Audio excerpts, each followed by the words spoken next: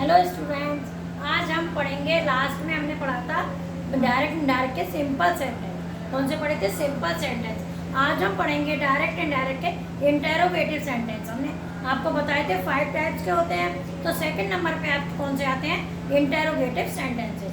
इसमें क्या करते हैं? देखिए, सबसे पहले पॉइंट नंबर 1, इनमें रिपोर्टिंग वर्ब को आस्क में बदलते हैं। किस में बदलते हैं? आस्क में बदलते हैं। नेक्स्ट पॉइंट है आपका, यदि रिपोर्टेड स्पीच किसी सहायक क्रिया इंग्लिश में बोलते हैं बच्चों हेल्पिंग वर्ब। क्या बोलते हैं? हेल्पिंग वर्ब से शुरू हो तो लिंक वर्ड इफ का यूज करते हैं।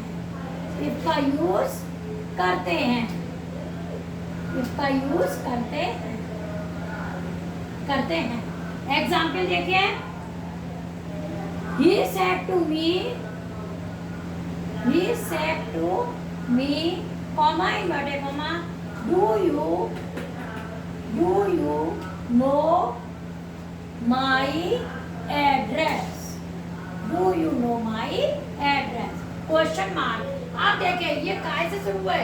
डू से। इसका मतलब है डू से शुरू है तो क्या लगेगा? इफ। क्या लगेगा? इफ। तो क्या हो जाएगा? he asked me, link word हमारा लग गया इफ। अब हम बदलेंगे यू को बदलेंगे मी के हिसाब से, ऑब्जेक्ट के हिसाब से चेंज होगा। तो क्या हो जाएगा आपका? आई। अच्छा, फिर आपको कहा गया है सिंपल स्टेटमेंट बना देते हैं। मीन से प्रेजेंट इंडेफिनिट का इंटेरोगेटिव है और हमें present indefinite change into past indefinite में चेंज करना है। और पास्ट इंडेफिनिट का हमें एफर्मेटिव सेंटेंस बनाना है, क्योंकि ये हमारा कैसा है? निगेटिव है। तो हमें कैसा बनाना है? एफर्मेटिव। वो ये हमारा सेंटेंस इंटेरोगेटिव है, हमें सेंटेंस बनाना है एफर्मेटिव। तो हम यू को लाएंगे आई। अब पास्ट इंडेफिनिट के एफर्मेटिव में डूडस का डीड हो जाता है, लेकिन इंडेफिनिट में एफर्मेटिव में क्या लगता है? Second form. तो हम यहाँ नो की क्या करेंगे? न्यू। अब माई को चेंज करेंगे ही के साथ से, तो न्यू हिज एड्रेस। अब आपका हो गया he asked me if I knew his address। एक और एग्जांपल देख लीजिए, Rahul said to him comma inverted comma, can you solve this question? Can you solve this question? क्या तुम इस क्वेश्चन को सॉल्व कर सकते हो? तो हम क्या लिखेंगे? राहुल से का क्या लिखेंगे? Ask. Rahul asked him. Link word क्या लगाएंगे? इफ। क्यों इफ लगेगा? क्योंकि कैन से शुरू है। यू को बदलेंगे हिम के हिसाब से, क्या हो जाएगा? ही। कैन का क्या हो जाएगा? कोड। कैन का आपका क्या हो जाएगा? कोड। कैन का हो जाएगा?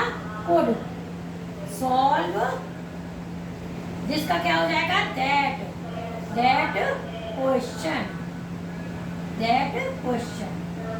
ये आपका हो गया। ये Rahul asked him if he could solve that question. जिसका क्या हो जाता है? दैट। नेक्स्ट आपका पॉइंट है, थर्ड पॉइंट है आपका, यदि रिपोर्टेड स्पीच किसी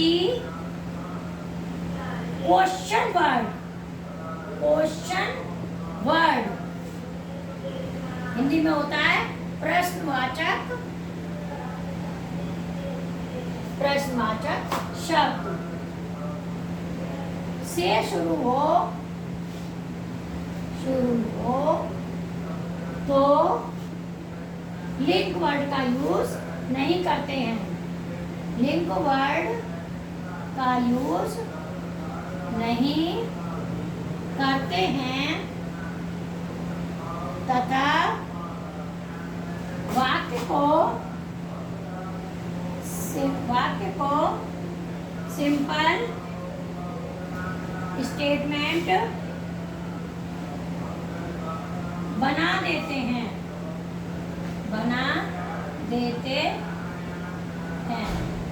एग्जाम्पल देखिए, the teacher said to the boys, why are you making a noise in the class? Question mark. The teacher said to the boys, why are you? अब ये किससे शुरू है? Why से. इसका मतलब ये इंट्रोवर्ट से शुरू है. तो क्या हो जाएगा? The teacher asked the boys why ऐसे ही लिख देंगे. अब इसके बाद में क्या आएगा? यू को बताएंगे बॉयज के हिसाब से. क्या हो जाएगा? they were making a noise in the class. एक और आप देख लीजिए. He said, comma inverted comma, what are they doing?